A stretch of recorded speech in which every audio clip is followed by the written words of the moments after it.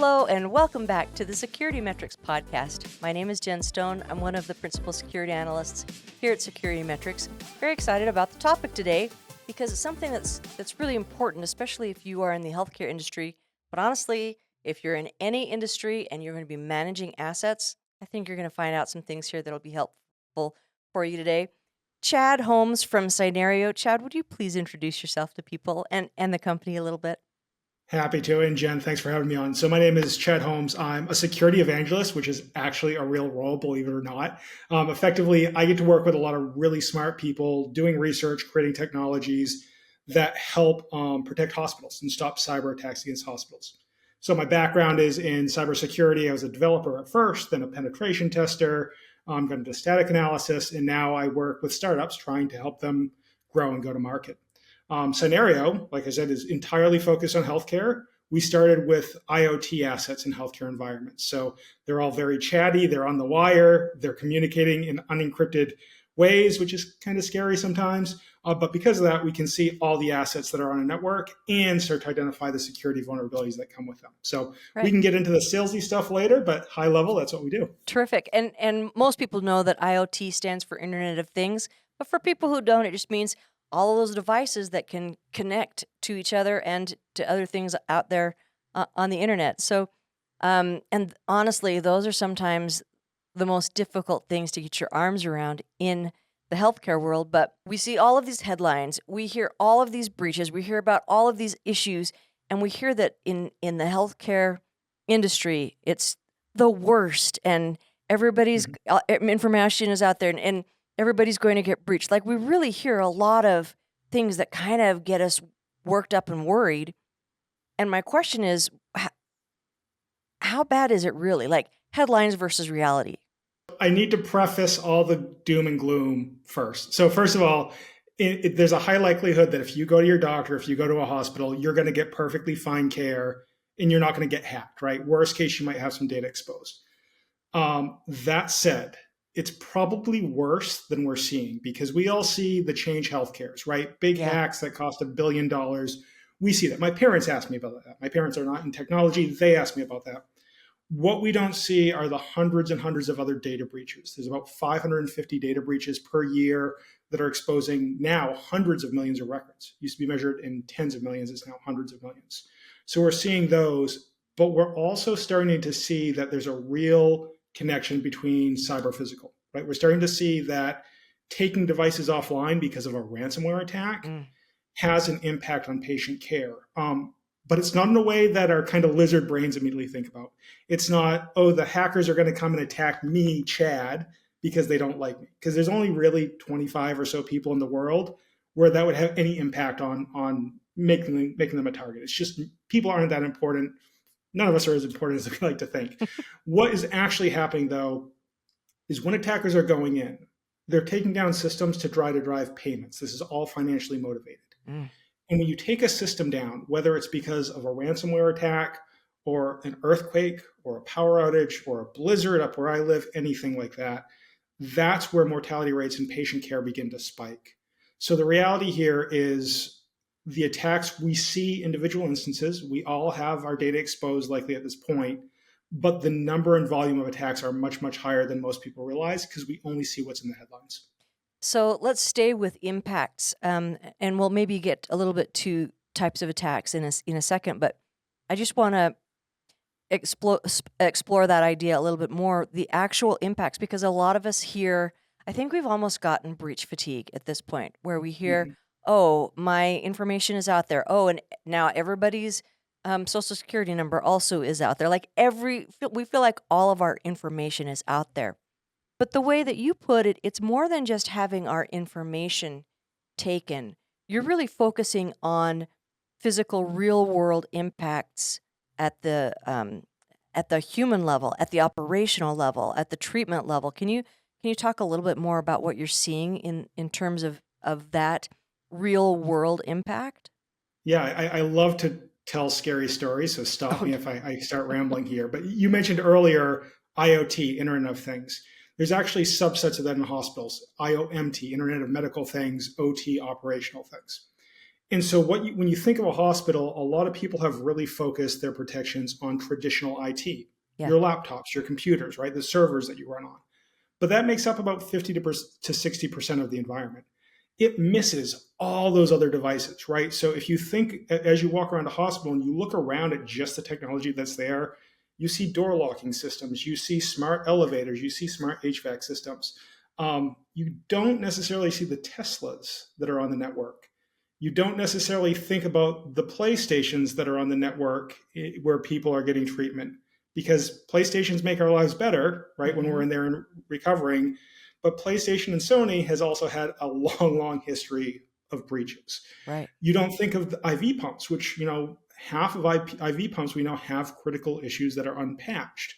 Now, those are providing care and they're on the network because they provide greater level of insight to the nurses. So we don't have to have nurses in every room or walking around constantly, but it's starting to provide risk. And what happens is when someone gets in, typically through a phishing attack, not always, but phishing is typically the entryway. There's some kind of human error there. These devices are allowing these attacks to propagate. So you get in through phishing, and then you hop between the IV pumps and the nurses' stations and the elevators, et cetera. And the way that I really like to show this off is there are these things called hospital robots. Think kind of like a dorm room refrigerator, right? And they go around the hospital and they collect linens and they collect trash and they deliver food and they dispense medication. Well, those things are 5, 6, 700 pounds in some cases. Mm-hmm. And our team was able to identify that they were communicating with an elevator. Now, that weird communication actually made sense because they need to go between floors. But in our research, it didn't make sense at the time. The problem was it wasn't that they were only connecting to the elevator, they were connecting to the outside world with a web console. Mm. And that web console had a cross-site scripting issue, which back when I was teaching hacking, for good guys, not bad guys, back when I was teaching hacking, cross-site scripting is kind of 101. You inject some text, you make the browser do something weird. We were able to use a cross-site scripting issue to get access to the admin console and control those robots remotely. And you might think that's kind of weird, but some of the hospitals had 40 of these hospital robots. Again, 500 pounds of metal that if you put them all together and you barge into an ICU, that absolutely causes damage to the patient care. If you have them wreaking havoc in the hospital, you now have a problem where you can't deliver the linens, you can't take care of the trash. And so there are real operational impacts that will impact patient care if we don't identify them and stop them in as near real time as we can. Right. And I think another way that we're seeing, not just in the operational side, which of course we just talked about, but then getting back to the traditional IT side of things, if systems are not able to function because of some kind of ransomware attack, that you can't treat patients because who has paper patient records anymore? And that's why during a cyber attack, the most valuable people in that community are nurses that are recently retired, right? They're typically come somewhere between 50 and 80 years old. They might still do a day or two a week. I know my brother's mother-in-law, up until recently, was going in on holidays because she said, hey, she was always given time off when her kids were growing up. She wanted to pay back to the younger nurses at the time, which is a great thing for Yeah, her. that's nice. But it's great, right? But when these attacks happen, most nurses now that are under the age of 40 or 45, give or take, they have never had to provide care with pen and paper. It's Mm-hmm. all been technical based in some way.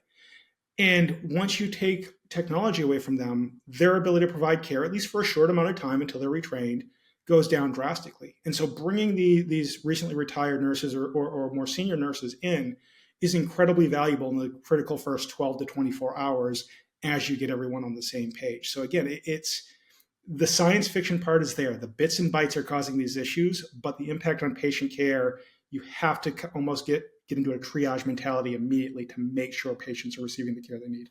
Right. You mentioned cross-site scripting. This is Yep. an attack that we see in a lot of other places as well. A lot of our listeners are familiar with that because of the new PCI, the payment card industry 4.0 is strongly addressing cross-site scripting, because that's where we're seeing so many of the attacks now, the successfully executed attacks. That's really Yep. where we're seeing it. And but there's other places, especially in the healthcare industry, where we're seeing successful attacks happen. Where are you seeing those? Yeah, certainly. So the attacks happen in three main ways. One is third-party components, right? Are you integrating with a system? That's what happened with Change Healthcare, Yep. is they were just a payment And processor. everybody was integrated with Change Healthcare. It was Like, over 50% yeah, of the hospitals. yeah, Everyone got hit. The real cost, not the cascading cost, the actual real cost were something like $960 million yeah. in the first 2 months. It's going to be well over $2 billion. It's unreal. So yeah, it's unbelievable, and it makes you realize how much one component is an issue. And Hmm. often in healthcare, when we talk about supply chain, we talk about like medications and pills that have been counterfeited. We have to think about the technology supply chain first. So first is we have the third party components. Next is the attacks often come through social engineering. Think about a hospital. You walk into a hospital and no one is sitting still. Right. From the person that greets you to the doctors to the nurses, they are straight out all day. If we had to do that just one day of our lives, we'd collapse with exhaustion in the first 2 or 3 hours, right? They do these superhuman things all day, every day. So, of course, if you send a phishing link to them at 8 a.m. on a Tuesday Hmm. morning, you send it to 1,000 people, someone's going to click it. And that starts the cascading impact. So those are two of the main ones. The other side of that is how attackers are actually going after the systems once they get that entryway. There's a triple extortion kind of pattern, which is as evil as it is brilliant. I'll say it that way. I don't promote this, but I appreciate the brilliance of it. The first thing attackers do is they go in and they steal patient data. Because in the United States, we have almost no laws around cybersecurity and healthcare except for how you handle patient data breaches through HIPAA, right? Hmm. So they extract the patient data. They then encrypt a bunch of machines. They hit on a ransomware attack. They say, pay us however much, 500,000, 10 million, 22 million, I think was the amount in the case of Change. So huge amounts of money, but hospitals, despite reporting that they don't have money flowing. So they can find that capital if they really need to.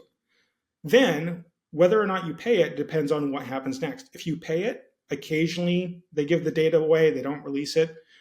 Sometimes they play nice, sometimes they don't. I'm of the opinion you should never pay a ransom. Most people are. But I've also never been in that critical moment where all my systems are encrypted and I'm trying to figure out how do I best serve my community? How do I Yeah. serve this rural community where there's not another hospital for Yeah. an hour and a half, for Yeah. example, right? And so criticizing people that pay the ransom, it's very, very easy to do. But you can understand why they can do that if they think they're going to get care back to their community most quickly that way.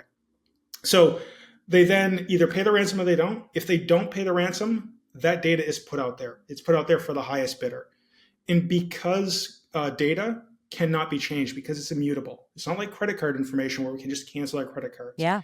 We can't cancel my past history, my name, my medical information, Yep. all that sensitive info I may not want out there. That is sold to the highest bidder, except for a couple of records. Because what you do is you go through, if you're an evil genius, and you look for politicians, you look for rich people, you look Hmm. for actors, you look for people who could be embarrassed and Yep. have effectively their finances and reputation damaged. So they extract that data and then they individually go to them and ask for additional ransoms or payments. Mm. And so they have these very clear ways in, and then they have this very clear way that once they've executed the technical attack, that they extort money from hospitals and individuals. So it's again, it's awful, it's evil, but it really is brilliant in how these attackers have found paths to revenue. So, in terms of motives, you keep talking about money. Is it really all about the money? Are we seeing any other motivations on some of these healthcare It's about the attacks? money. 99 point whatever percent of the time, it's about the money. They want the money. Okay. Well, Yeah. and it's it's really big business. You can see like they'll have huge call centers and huge centers of people trying hacking centers, basically trying to get make these breaches happen. And so it's not like that's just one or two guys in some basement somewhere. It's actual business. These hacker gang, again, they're smart folks. So in a lot of cases, they will have infiltrated a network for months in some cases before they execute the attack because they have such a backlog of attacks they have to execute that they're negotiating with hospitals A, B, and C, and then D through Z are just waiting. So they're likely in most, if not all, hospitals that have some level of connection. So not only that, when you look at the structures of their organization, there's been several profiles done. Yes, you have the evil hackers, but sometimes there's a firewall with the rest of the organization where they have things like payroll. They actually go and hire people, and they have jobs out on, Russian or Chinese equivalents of LinkedIn to say, "Hey, come work for our hacking collective," but under different promotion. They're not saying, "Hey, we're hackers." So there is this really structured organization right down to the point where they have negotiators to try to drive the biggest payment from a ransom payment. So this is a very focused, concerted effort on the U.S. healthcare system because we are amongst the least protected systems in the U.S. and in the world. And I think it's interesting you would say that, because I was just going to ask you, how do you think healthcare in the U.S. compares to other industries? I would say we're 15 to 20 years behind. And there's a lot of really good facts, a lot of good examples for that. First of all, if you look at something like the HPH Cybersecurity Performance Goals, the CPGs that were recently released, I love these. I wish more people knew about them. I talk about them every presentation I do. Effectively, there are 20 very specific sets of activities that all hospitals should be doing. They're split into essential and enhanced goals. Mm-hmm. And if you look at the essential goals, these are things that are 15 or 20 years old. Basic cybersecurity training, not sharing your user credentials, making sure if someone leaves the hospital that you revoke the credentials. Really, really basic things that, again, hospitals, when you only have an IT staff of 2 or 3 people, cannot keep up with even those basics. And then as you look at the more advanced looking things, it's things like detecting attacks on your network, doing automated asset inventory, segmenting or micro-segmenting your network so only devices that should be communicating can communicate. That's the forward-looking things. That's where people should be. And again, these are practices that have been in place at the Goldman Sachs and the Amazons of the world for 15 or 20 years. And just to kind of wrap that up, I know you have a lot of PCI work that you do. If you look at the history of what's happened in healthcare versus what's happening in the purchasing card industry, PCI is a really good example, maybe a little oversimplified here, but the purchasing card industry realized they had to start self-regulating. If not, they were going to be regulated, Yep. and they didn't want someone else telling them what to do, right? Right. And so roughly 20 years ago, PCI was launched and has grown over time, and there's a whole industry to help purchasing card companies make sure that the way they're handling data and processing payments is very secure. We don't really have the equivalent of that in healthcare. We don't have much more than HIPAA, which Right. talks about what you should do once a breach has happened. There's not a lot more tying us legally to certain requirements, or at least within the industry. There's guidance, but there's not specific action or punishment around it. Right. And I was going to actually mention that the consequences. So it's not just that PCI has gotten together and defined things, which it has, and HIPAA has not, but it's also that there's real consequences. If you have a business and you're not meeting PCI compliance, your acquiring bank can say, "Sorry, we're not going to let you process credit cards anymore." And then that's a that's probably a more um, uh, impetus to do the work than even if you were to be fined, right? But how are we going to have that equivalent in the healthcare world? Oh, you can't treat patients anymore in your remote rural hospital that's an hour and a half from any other hospital. It's just, first of all, it's not realistic. But then, what's the other consequence? Oh, we're going to fine you, little tiny rural hospital that has no money and is in an hour and a half from, right? So I think there's some real um, there's some reasons that are not just, oh, we just have a small staff, but there's some real reasons why there's not good traction in the healthcare industry. And I think part of it is the boards that run these things don't have some of the consequences to kind of force their hand and pressure them to take it seriously.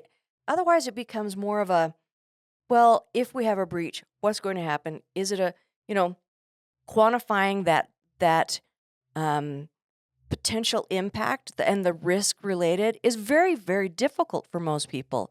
So even if they do agree, yes, we have to care about cybersecurity, for them to know and be able to compare that to, we need this other piece of equipment that will help us more successfully treat people, that's a really hard decision. So I'm not trying to be critical about the hospitals, the healthcare industry.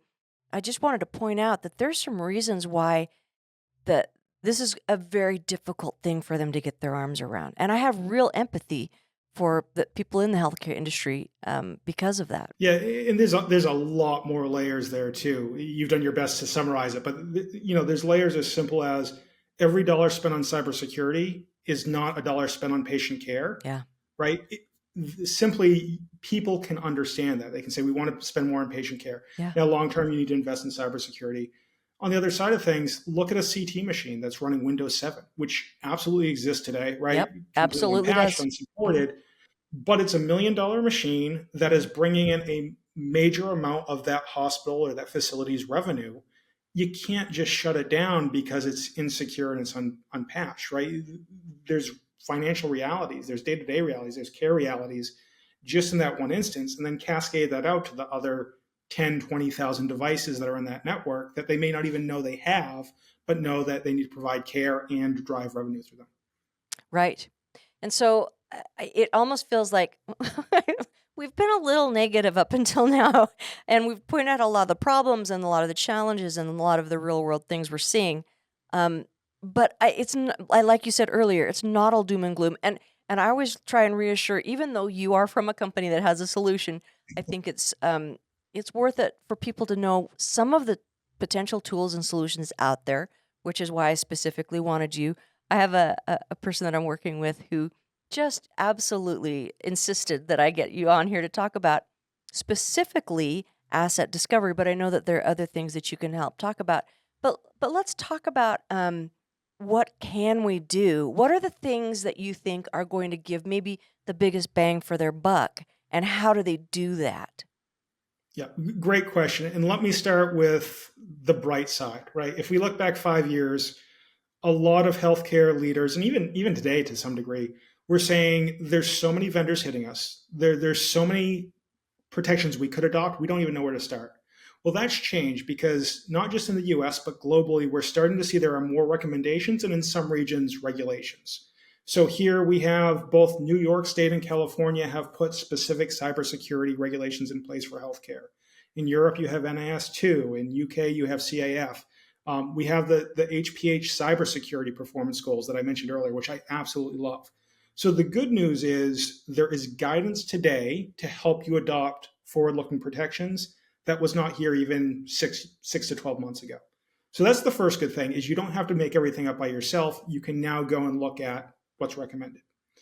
Diving a little deeper, the reason, again, that I like the CPGs, the cybersecurity performance goals, is because they're simple to understand and they give you a breakdown of the simple. I talked about just basic control over credentials, and then the more advanced technologies. And when we saw these come out, our team was really, really happy because we've been working on all this technology that monitors network traffic and tells, based on the bits and bytes going across a wire, hey, this is an IV pump with this patch level and it should really be updated to this patch level. Or again, there's a hospital robot communicating with an elevator. Should that be happening? There is a microbial detection unit communicating with Syria. That definitely shouldn't be happening, right? Things like that we're able to see. And when you get that knowledge, you get to create a lot of cool technology. And as we looked at the CPGs, we were really, really excited because it had things like automated asset discovery, right? Stop using spreadsheets to say, I think we have this many IT devices. IoT, we'll worry about that later. You don't have to do a big human effort where you're marching around the hospital and this never ending loop of what do we have, where is it? Because anything on the network is telling you exactly what it is, where it is, when it's being used. Just that basic information Hmm. from a security standpoint is valuable, but also from a financial standpoint.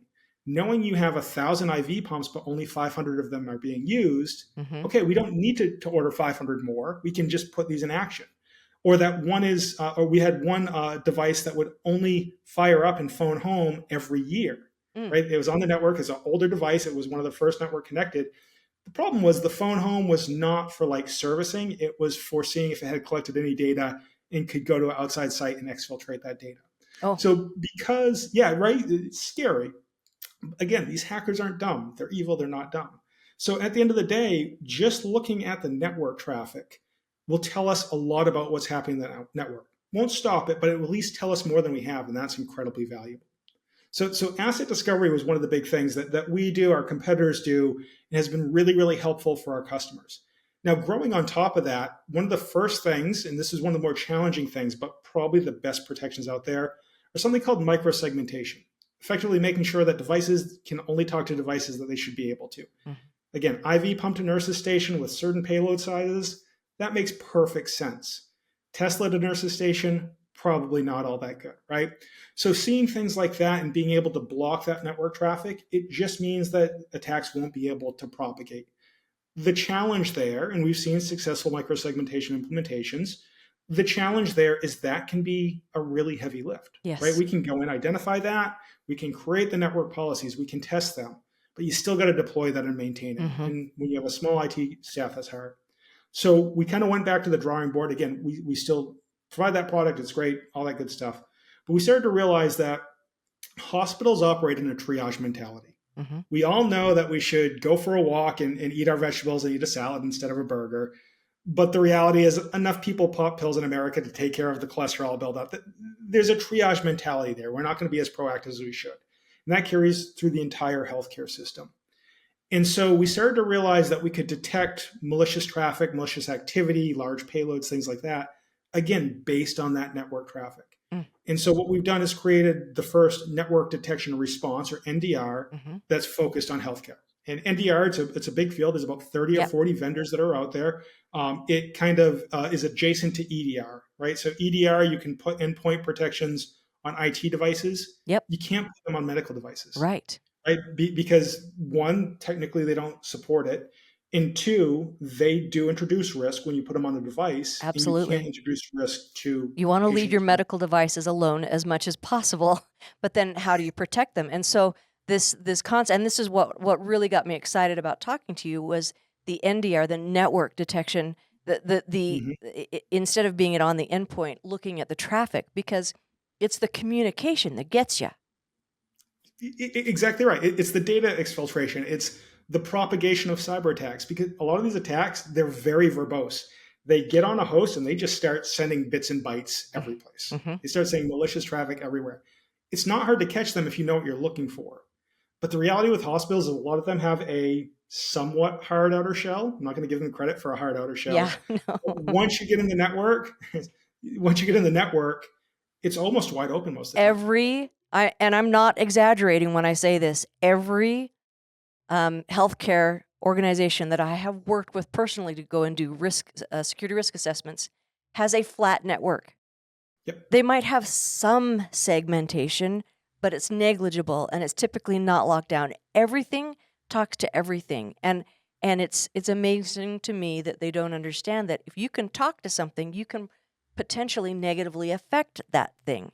And so that's why this flat network idea where everything can talk to everything is such a danger to healthcare providers. Yeah, in the most mature organizations where they're doing some microsegmentation, they might have VLANs in place right now, which is good to some degree, but even that is not going to stop these attacks. And it's just the wild, wild west. And again, it looks in healthcare like any other tech company looked like back when I was in college in the early 2000s. And that's why I say we're 20 years behind, because every piece of adoption, spending, technology, best practices all align with what happened in other industries 20 years ago. Right. Yeah.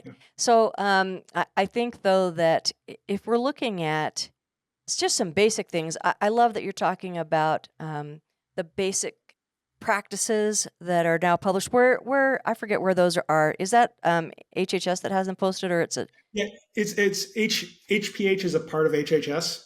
So HPH Cybersecurity Performance Goals have all these practices published. They also have 405D there, which is incredibly valuable as well. I was just going to say that.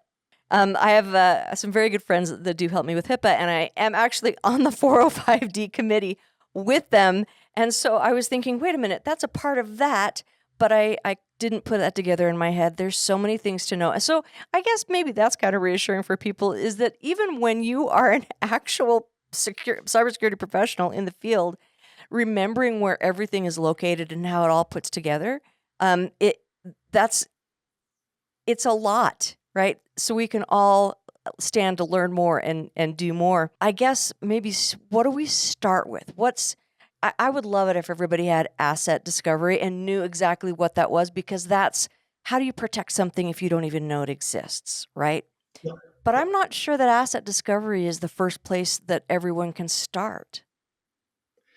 It's interesting. So our competitors, some of our competitors a couple of years ago, probably 3 to 4 years ago now, their big catchphrase at the time is you can't secure what you can't see, which is accurate, right? If you don't know it exists, you can't really secure it. We've evolved past that point. And we have, they have, everyone has. And so seeing what's on your network is no longer a matter of technical capability. There are products out there, including ours, that will tell you exactly what's on your network. So that shouldn't be seen as a technical challenge. It's a budgeting challenge. It's an Mm. adoption. It's a Yep. staffing, resourcing. Yes, there are other challenges, but the technical knowledge, the technical ability, and the capabilities are there. Yeah. So we have to then start to think about where do we best take the resources available in healthcare Hmm. in terms of training, people, money, and how do we best protect the network? And the geeky computer science side of me says we want to segment every device. Hmm.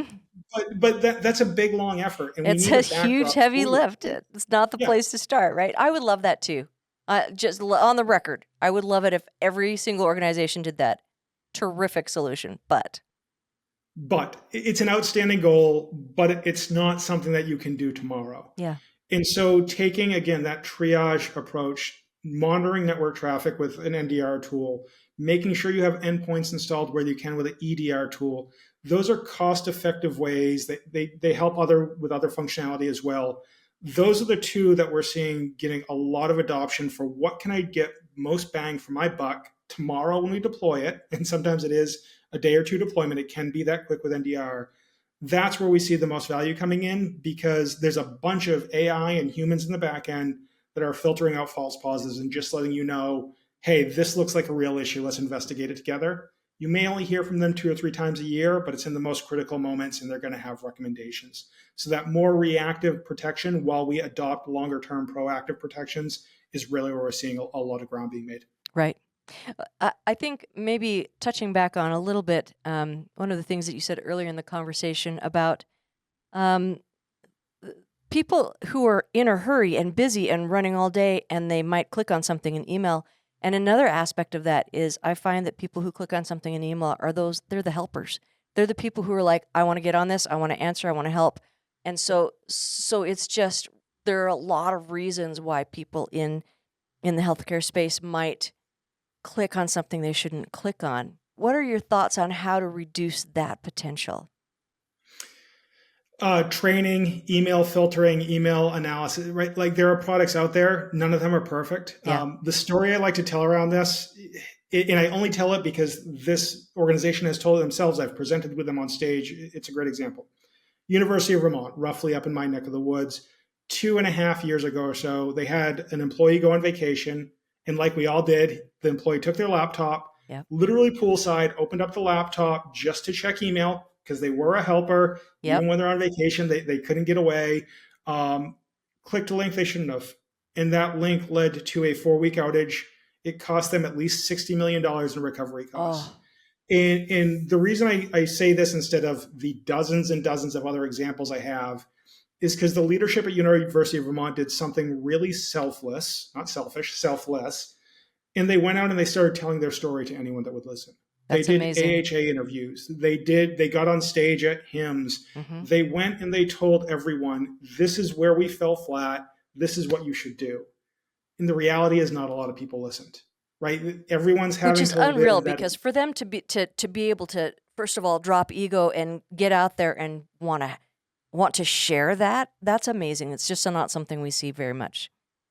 Yep. And even 3 years ago, even more so, because these attacks started spiking about a year into COVID, which is roughly when this happened. Yeah. Back then, the playbook was you shut your mouth. You don't say anything because we don't know what lawsuits are coming our way from this. And they went out of their way to try to help the healthcare community. Now, as these attacks have grown, not quite exponentially, I don't want to use that term incorrectly, that irritates me, but as they've grown drastically and they've grown at multiples that they shouldn't have, and we've seen the value of records go up, we've seen the impact of these attacks go up, more people are having to come out and share their experience. In Southern California, there's a hospital system called Scripps. Because of their financial reporting structure, they had to come out with a really interesting breakdown of what the attack actually cost them. Mm. So at the end of the day, it was 120, I think, $1 million, give or take. 20 million of that was recovery. They had cybersecurity insurance. And I will ask you, do you know how much that cybersecurity insurance covered of the 120 million? I'm going to say not much. Not much is right. It was just under $6 million. Yeah. Right. So And amazing yeah, that that's they great. did that much. Yeah. Yeah. Yeah. In the really scary thing, not in that case, but in other cases, when you claim that cybersecurity insurance, in some policies, that insurer has the right to take over your network and effectively take over the keys to the kingdom. In most hospitals, most organizations will not settle for that. They just won't do it because that's going to impact health, revenue, a bunch of other stuff. Sure. And so we're in this really Wild West period where we know these things are happening. You jump on working group calls with the FBI, like I was on earlier today, and people are just exhausted because the funding's not there. The guidance is kind of there. Back to the board that you're talking about, it's really easy for board members to say cybersecurity is our top priority, but not increase spending or investment simply because the money may not be there. Right. And once they do the math, it may be cheaper to gamble than it is to actually fully secure your environment. Yeah, I've seen that as well. We're in an unsolvable situation, right? Unless there's more funding, more guidance, more people being trained. We can't just take people from Google that are cybersecurity experts and put them in hospitals because we can't afford their salaries. No. It's a really, really big problem. Yeah. Yep. Yeah. Well, that's it's a lot, but I'm happy to hear that there is some potential positive things out of it. Maybe leave us with, what are 3 steps if you're a hospital? What are 3 steps a hospital could take today? All right. Number 1, look at those HPH cybersecurity performance goals. They're simple. Google HPH space CPG. That's all you got to do. They'll pop up. They're really simple to understand. There's 20. You can communicate with almost anyone in the organization there. So that's 1. 2, contact Scenario, www.scenario.com. That's my one big plug, I promise. And then 3, start to look at reactive protections, particularly those within the CPGs. Start looking at network detection and response. Look more into EDR. Don't get too scared by CrowdStrike. Yes, that was a terrifying outage, but there are good technologies out there, including CrowdStrike. That was a really weird, really awful situation. They'd still provide more good than bad. So ultimately, those 3, CPGs, contact us and then get out. Yeah. As a side note, I think it's more now about how do we recover? How does an organization recover than the fact that they get hit in the first place? Not that we want everyone to get hit, but how an organization responds to something like that says a lot about an organization.